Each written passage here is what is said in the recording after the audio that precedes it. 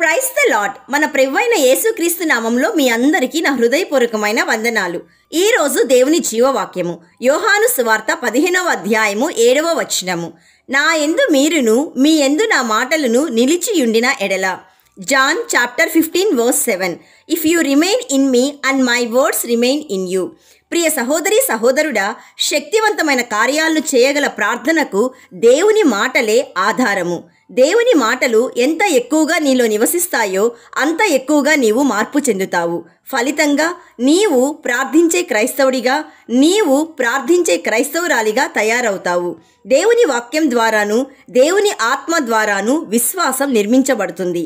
అప్పుడు నీలో విశ్వాసము మరియు ప్రార్థన ఒక్క శరీరంగా జత చేయబడి ఉంటాయి. అంతేకాదు, దేవుడు తనను, తన ఉద్దేశాలను, తన వాగ్దానాలను ప్రార్థనకు అప్పగించాడు.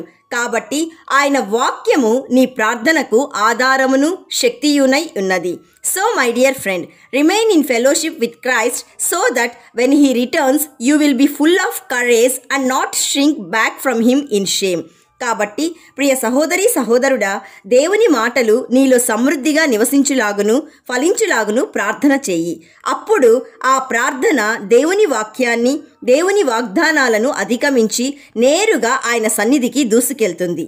నమ్మిన వారందరూ ప్రార్థనలో ఏకీభవించండి. యేసయ్య, ఈరోజు మాకిచ్చిన జీవవాక్యమును బట్టి నేను స్తుతిస్తున్నాము. తండ్రి, మేము నీలో నివసించులాగును ఆశీర్వదించండి.